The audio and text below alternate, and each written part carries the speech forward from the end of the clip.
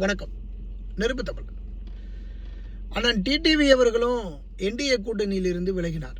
பாரதிய ஜனதா கட்சிக்கு பாய் பாய் சொல்லிட்டு போயிட்டார்.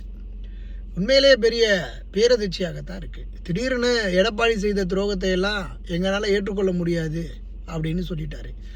ஆனாலும் ஓரிரு மாதங்களுக்கு முன்னதாக அவர் அவ்வளவு தெளிவாக சொல்லியிருந்தார், எங்கள் கூட்டணிக்கு எடப்பாடி பழனிசாமி தான் வந்திருக்காரு, நான் இந்த கூட்டணியில் பாயை விரித்து படுத்திருக்கிறேன், அதனால் அவர் தான் இதுக்கு புதுசு, அதுக்கப்புறம் அவங்க யாரை வேணாலும் அறிவிக்கட்டும் அப்படின்னு அமித்ஷா அறிவிக்கட்டும்னு சொல்லியிருந்தார். அமித்ஷா அவர்கள் அவர் அறிவிப்பார், அறிவிக்காமல் இருந்தார், இப்படி இல்லைனாரு அப்படி இல்லைனாரு.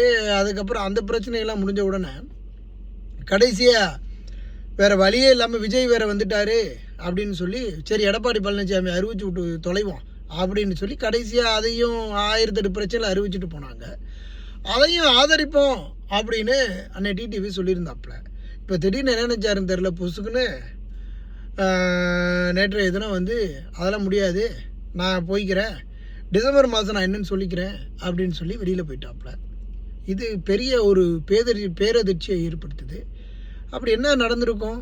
இப்போ திடீர்னு எடப்பாடி செய்த துரோகத்தை எல்லாம் நாங்கள் மன்னிக்கவும் முடியாது, மறக்கவும் மாட்டோம்னு சொல்லியிருக்கிறாரு. அண்ணன் டிடிவியினுடைய மனநிலை என்ன இருக்குது, எப்படி இருக்குங்கிறது தான் தெரியல. டிசம்பர் மாதம் நான் அறிவிக்கிறேன் அப்படின்ட்டு அவரும் போயிட்டாப்புல. ஐயோ என்னங்கப்பா, எடப்பாடியை எப்படியாவது முதலமைச்சர் ஆகிடணும்னு சொல்லி எடப்பாடியும் அப்படியே முதலமைச்சர் அப்படின்னு ஒரு சேரை போட்டு உட்காந்துக்கிட்டு இருக்கிறாப்புல. நீங்கள் எப்படியெல்லாம் பண்ணிகிட்ருக்கிறீங்க? அப்போ எப்படி எடப்பாடி பழனிசாமி முதலமைச்சர் ஆகிறது அப்படிங்கிறது தெரியல. அண்ணன் டிடிவி டிசம்பர் மாதம் அறிவிக்கிறேன் அப்படின்னு சொல்லிட்டு பாய் பாய் சொல்லிட்டு போயிட்டாரு பாஜகவுக்கு.